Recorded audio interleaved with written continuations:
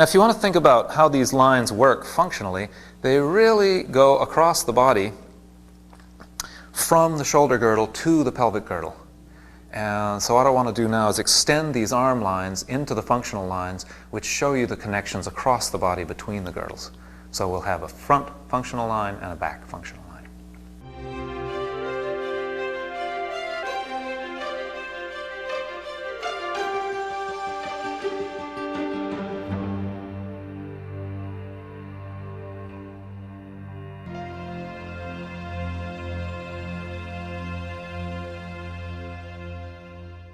So what we're talking about here is an extension of the arm line, the superficial arm line in this case, that we're coming down from this whole superficial arm line, but I'm just going to start here.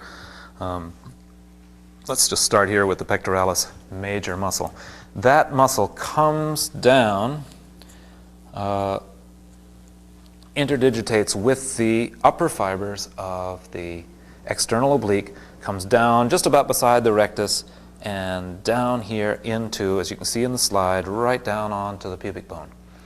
But look what happens if we keep going in the same direction, and as you can see, we get right onto the adductor longus, and the adductor longus goes behind the leg and ties to the linea aspera on the back side of the femur, right in there.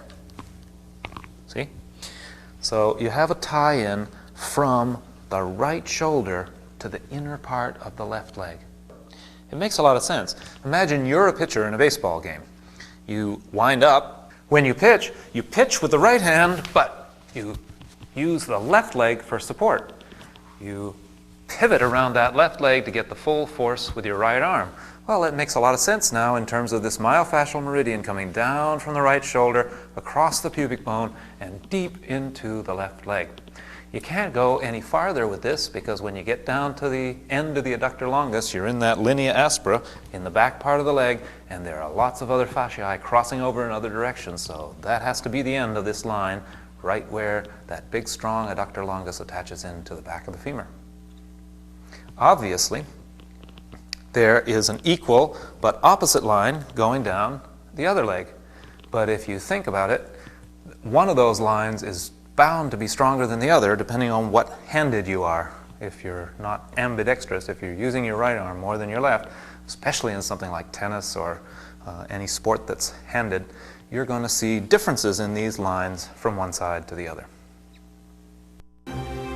So the front functional line comes from the arm lines of one shoulder down across the chest, across the belly, crossing the midline of the pubic bone, into the adductors of the opposite leg, so that each shoulder is joined to the opposite hip.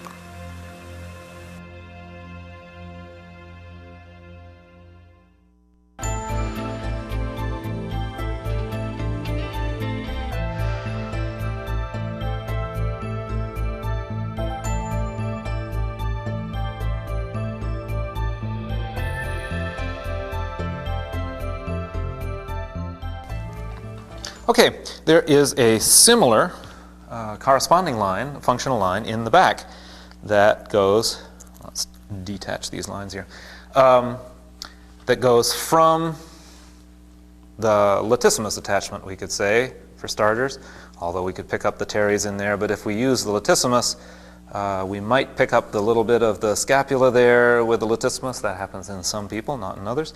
And that would take us down to the middle of the thoracico-lumbar fascia. We cross right over that fascia as it crosses over the body and down through the sacral fascia.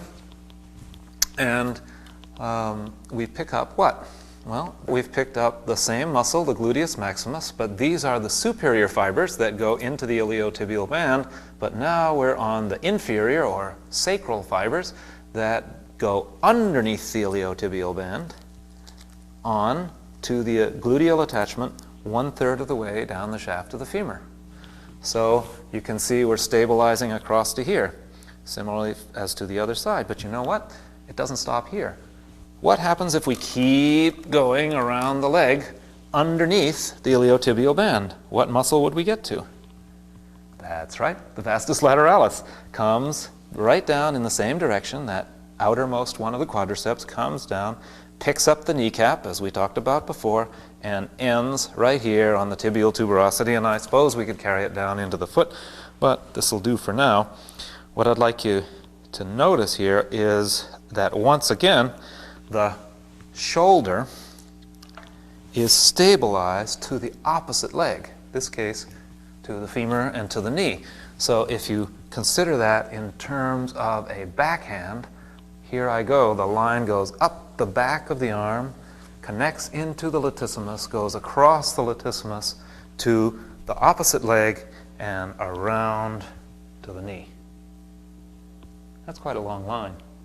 That's the line that you would use in a backhand shot in tennis. It would also be the line that you would break, I mean B-R-A-K-E, slow down the motion if you were doing the pitch.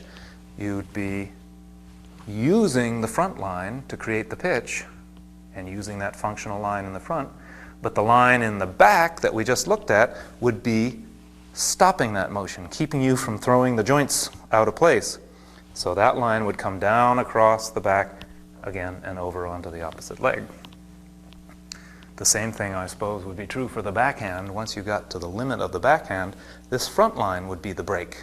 That would stop you from going too far and damaging the joints. But you see these lines going really across the body. That's where you get the functional connections, the things that really make the body integrate and work as a piece of movement. So the back functional line likewise joins the arm lines, but this time across the back of the rib cage, the thoracico-lumbar fascia, the sacral fascia onto the gluteus maximus, the vastus lateralis, right around to the tibial tuberosity, thus joining the shoulder to the hip across the back.